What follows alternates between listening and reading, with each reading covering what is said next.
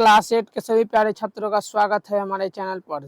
जो भी क्लास 8 में है और उनका सेट भी है तो उसके लिए बच्चों एकदम सोशल साइंस का 100% और रियल ओरिजिनल पेपर आ चुका है। आपको एग्जाम में एकदम 100% यही सभी ऑब्जेक्टिव और सब्जेक्टिव सवाल देखने को मिलेगा सोशल साइंस का। तो चलिए देखते हैं कि कैसे कैसे सवाल इस बार आए हैं परीक्षा में।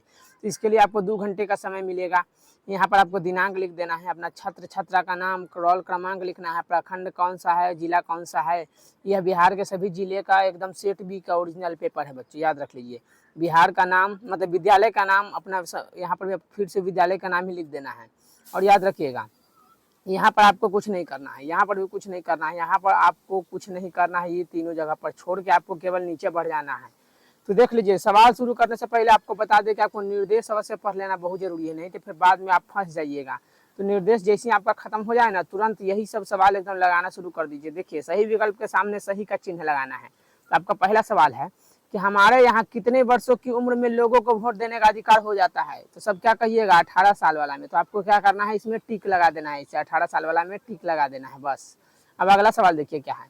अगला सवाल दूसरा नंबर, बीपीएल का विस्तृत रूप क्या होता है, यानी बीपीएल का फुल फॉर्म क्या है। तो below poverty line, below poverty line यहाँ पर आपको क्या करना है, ग नंबर में टिक लगा के आगे बढ़ जाना है। तीसरा नंबर सवाल देखिए, जूट उद्योग का प्रमुख केंद्र कौन है। तो याद रखना है, जूट उद्योग का प्रमुख केंद्र हमारा बंगाल आता है। तो आपको बंगाल में टिक लगा के आगे बढ़ जाना है। अब अगला सवाल देखिए, यहाँ पर दूसरा नंबर सवाल आपका क्या रहेगा, तो खाली स्थान की पूर्ति करें। खाली स्थान में पहला नंबर सवाल है, भारत में सबसे अधिक जनसंख्या किस राज्य में है। तो आपको 2 ऑप्शन है, एगो बिहार है, एगो उत्तर प्रदेश। तो आपको क्या लिख देना है, उत्तर प्रदेश लिख के आगे बढ़ जाना है। दूसरा नंबर सवाल, रासायनिक खाद के अत्यधिक उपयोग के कारण मिट्टी की उर्वरता शक्ति कैसी हो जाती है, अधिक या फिर कम। तो आपको क्या लिख देना है, कम हो जाती है। आपको दूसरा का एकदम से यही आंसर लिख के आना है।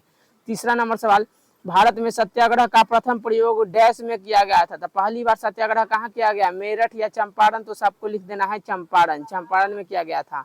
चौथा सवाल आपका क्या रहने वाला है, तो धर्मनिरपेक्षता डैश संशोधन द्वारा संविधान की उद्देशिका में शामिल किया गया था। तो याद रखिएगा, धर्मनिरपेक्षता 42वां संविधान संशोधन के तहत लाया गया था। तब यही लिख कर आपको वहां पर से आ जाना है। आप चाहे तो स्क्रीनशॉट भी ले सकते हैं सवालों का। अब अगला सवाल तीसरा नंबर क्या रहने वाला है, मिलान करने वाला। तो आपको पहला का किस में मिलान करना है कि आर्य समाज के यहाँ पर कौन है, आर्य समाज का संबंध दयानंद सरस्वती से है। दूसरा नंबर सवाल, राधा कृष्ण रामकृष्ण मिशन क्या है। तो ये भी स्वामी दया विवेकानंद से संबंधित है। ग नंबर देखिए, प्रार्थना समाज, प्रार्थना समाज के संस्थापक बोले चाहे इससे रिलेटेड आदमी कौन है, तो एम जी रनाडे।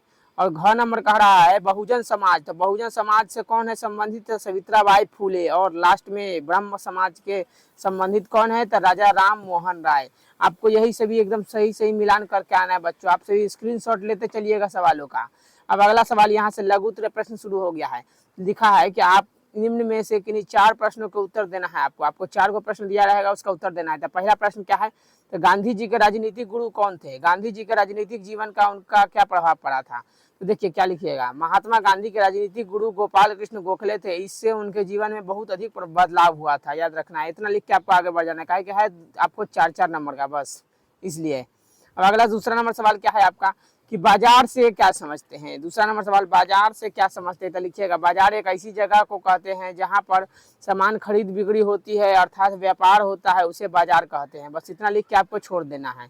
तीसरा नंबर सवाल देखिए क्या है आपका, तो मानव निर्मित रेशों से के नाम लिखना है, यानी मानव निर्मित रेशा कौन कौन है लिख देना है। तो आपको पहला नंबर है नायलॉन, दूसरा में लिखना है रेयन, तीसरा में लिखना है एकुलिक। इतना 3 गो लिख के आपको छोड़ देना है बच्चों, कहे कि 4 नंबर का ही सवाल है इसलिए। अब अगला सवाल चौथा नंबर, नील की खेती की प्रमुख समस्या को लिखे। तो क्या लिखिएगा, तो नील की खेती की प्रमुख समस्या थी कि नील की खेती करने से खेत अनुपजाऊ हो जाता था, या फिर बोले तो बंजर हो जाता था, साथ में खेत में उर्वरता भी कम हो जाती थी। तो इतना लिख के बच्चा आपको छोड़ देना है चौथा सवाल का। 5वां नंबर सवाल देखिए, सॉफ्टवेयर पार्क वाले शहरों के नाम लिखना है। वैसा पार्क जहाँ मतलब वैसा शहर जहाँ पे सॉफ्टवेयर पार्क बनाया गया है। तो पहला है बेंगलुरु, हैदराबाद, पुणे। बेंगलुरु, हैदराबाद, पुणे, नोएडा, पटना। इतना लिख के बच्चों आपको छोड़ देना है।